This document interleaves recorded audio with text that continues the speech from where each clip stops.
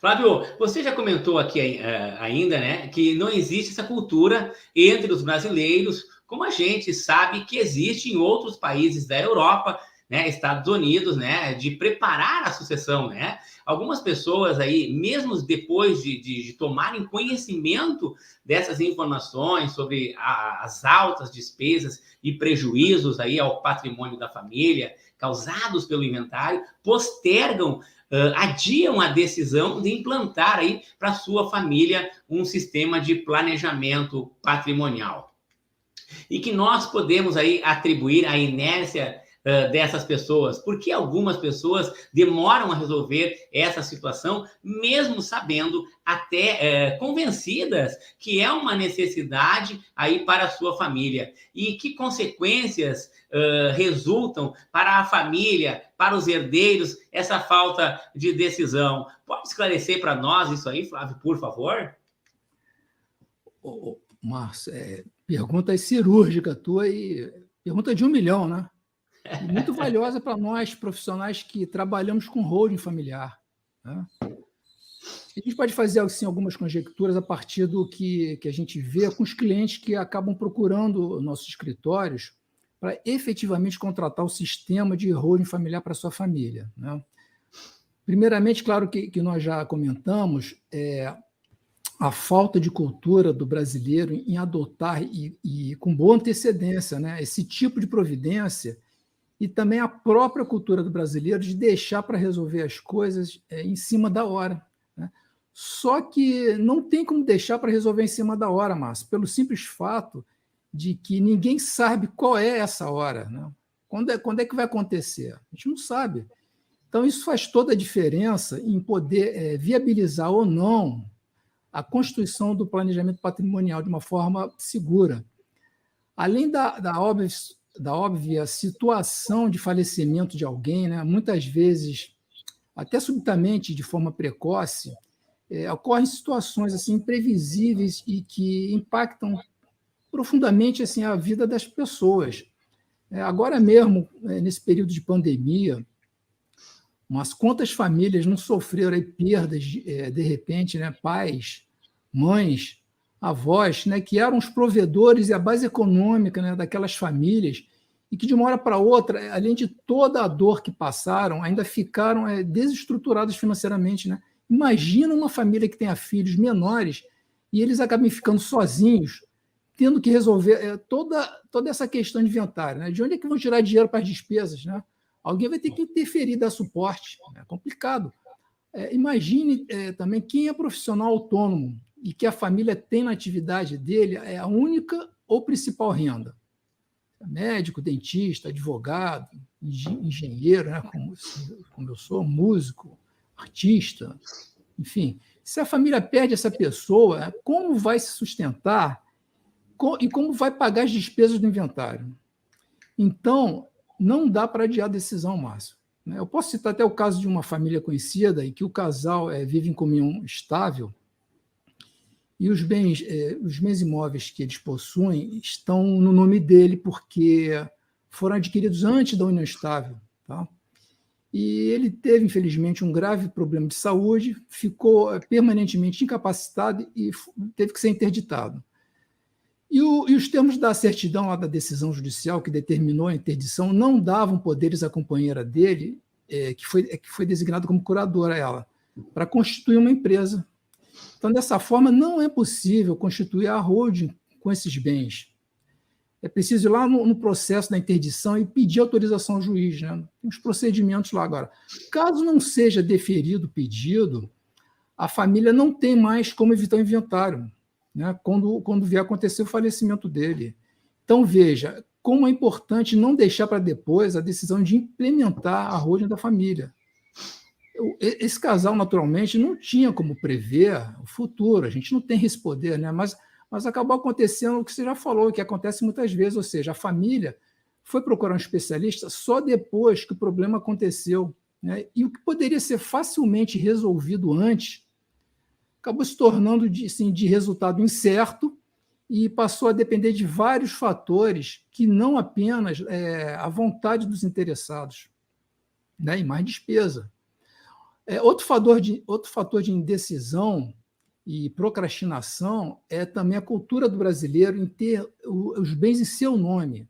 Antigamente, as pessoas guardavam dinheiro embaixo do colchão, né? E demorou um bom tempo até que se acostumassem a deixar no banco.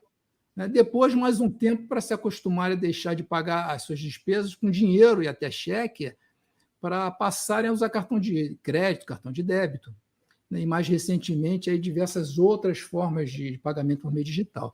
Então, é preciso um tempo e muita informação para as pessoas entenderem, assimilarem e se sentirem assim, seguras para tomar uma decisão assim, tão importante.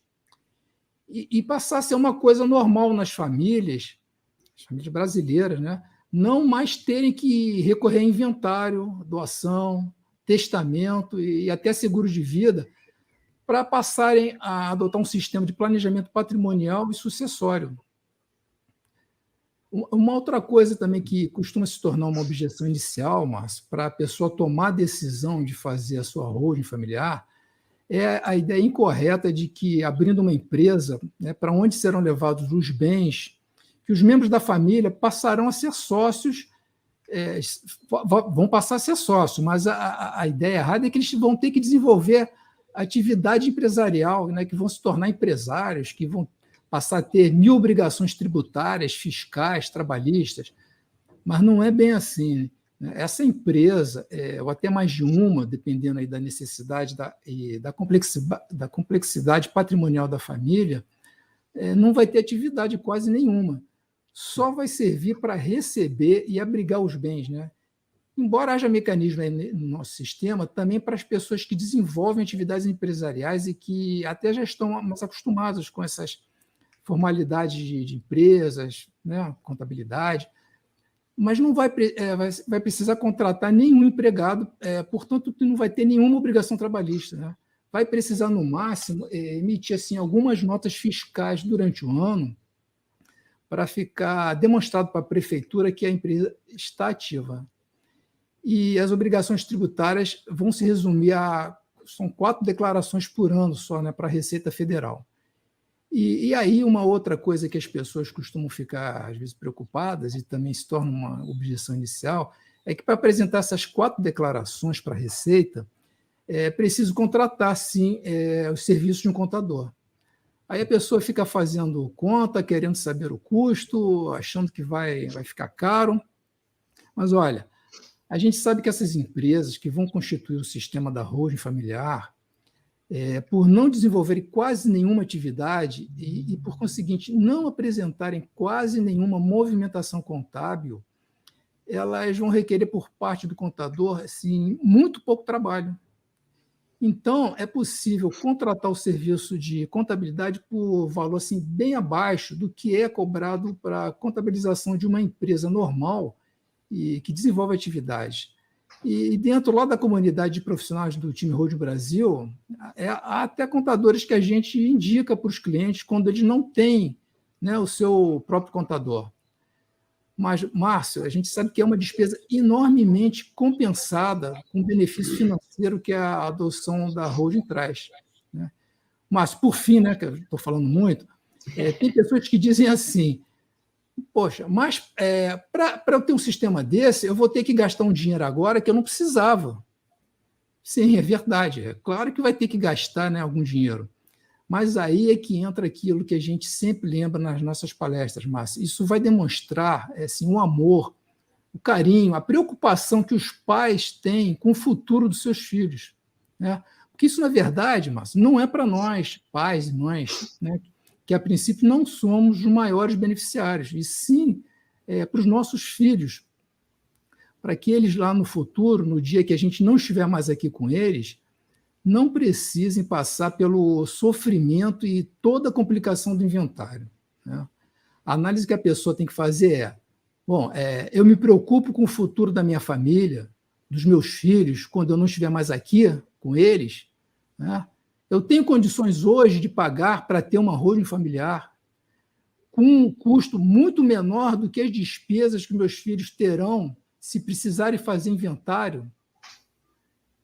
e deixar tudo isso resolvido para minha família, deixar para eles essa demonstração de amor, né, de preocupação com o bem-estar deles no futuro. Então, se eu tenho condições, por que não vou fazer, Márcio? Né? Mas a gente acredita que, com o passar do tempo, e quanto mais as pessoas ficarem informadas sobre esse sistema de planejamento patrimonial, essas objeções cada vez mais diminuam, Márcio, e as pessoas tenham mais segurança e tranquilidade para decidir e efetivamente contratar suas holdings familiares. Márcio, já tomou muito chimarrão, deixa eu tomar minha água agora. Fala aí.